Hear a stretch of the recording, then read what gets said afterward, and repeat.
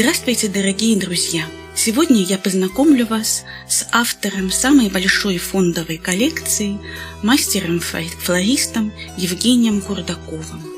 Он сотрудничал с нашим музеем около 10 лет, был научным сотрудником, реставратором, автором нескольких экспозиций.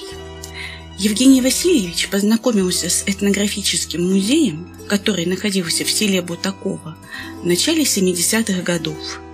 Молодой директор музея Николай Алексеевич Зайцев умело организовывал вокруг себя энтузиастов, творческих личностей и просто талантливых людей.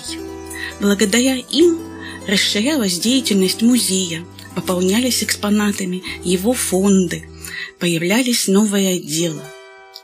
Спустя некоторое время после знакомства у мастера-флориста и директора музея появилась идея создания экспозиции парковой скульптуры.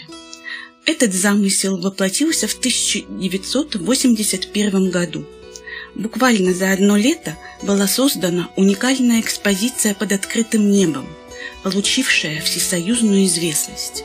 Ежегодно сад Корней посещали тысячи людей не только из нашего города, области, но и со всех регионов Советского Союза.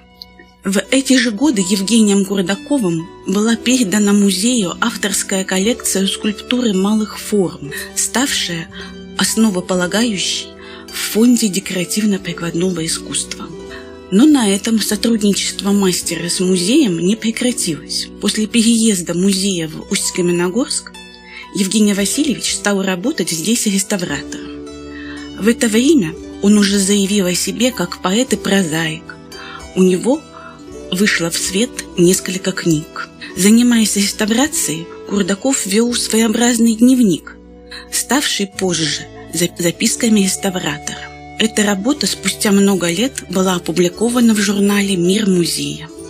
Многие экспонаты помнят руки Евгения Васильевича Курдакова. Это прежде всего деревянные предметы крестьянского быта, старинная мебель. Впоследствии мастер тепло вспоминал работу реставратора. Два стихотворения «Пряха» и «Кадь» были написаны именно в этот период. В 2000 году, будучи известным литератором, лауреатом Пушкинской премии, Евгений Курдаков был приглашен нашим музеем для проведения творческого вечера.